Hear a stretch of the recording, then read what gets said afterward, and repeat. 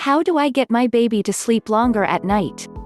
It's completely normal for your baby to wake up at 6 a.m. or 6:30 a.m., all ready to start the day. However, if your little one routinely wakes up before dawn and that schedule is leaving you, the baby, and the rest of your family seriously sleep deprived, there are tricks you can use to help move the baby's wake-up time to a later hour. Make sure your baby is getting enough sleep. It sounds counterintuitive, but sleep-deprived babies will actually sleep less and not more.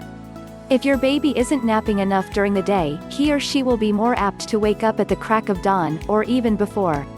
Sleep needs vary by age, so find out what amount is likely best for your tot. Adjust the bedtime. Putting your baby to bed too late may actually lead to sleep deprivation and cause your child to wake up earlier than he or she is ready.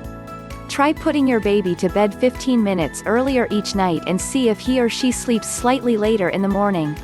Do a dream feeding. If your baby is less than 8 months old and you suspect that he or she is waking up before dawn because of hunger, try giving your child a bottle at about 11 p.m., taking care to rouse him as little as possible. This might be enough to stop any hunger pains from luring him awake all too early. Keep it pretty dark. Lots of bright sunlight shining through the curtains at sunrise may be waking your baby up, so use blackout shades to keep the room dark and make it easier for your baby to stay asleep.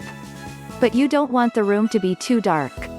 Plugging in a very dim nightlight may soothe a child who is afraid of the pitch black and help him or her see the familiar, comforting surroundings.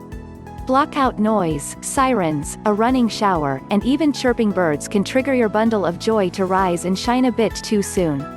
Try using a sound conditioner, often called a white noise machine, to mask loud interruptions and help your baby associate that sound with sleep.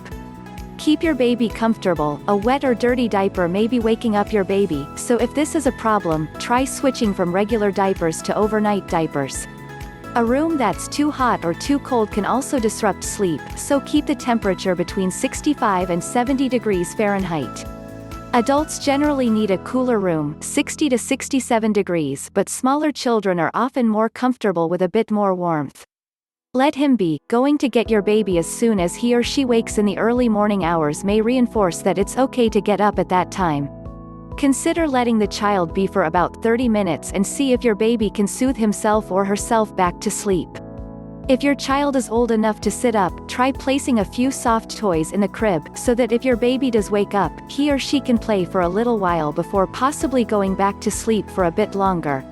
Set an alarm. Think about using an alarm or a light with a timer on it and setting it for a more acceptable hour, say 6 a.m., rather than 4:30 a.m., to help your baby better understand when it is time to get up. Do not let your child get up for the day before the light or music alarm goes off, or they will not take the timer seriously, though you might go in and tell them it's not time to get up yet if they're really crying. Do you want to discover the scientifically proven solution that gets your baby to sleep like clockwork?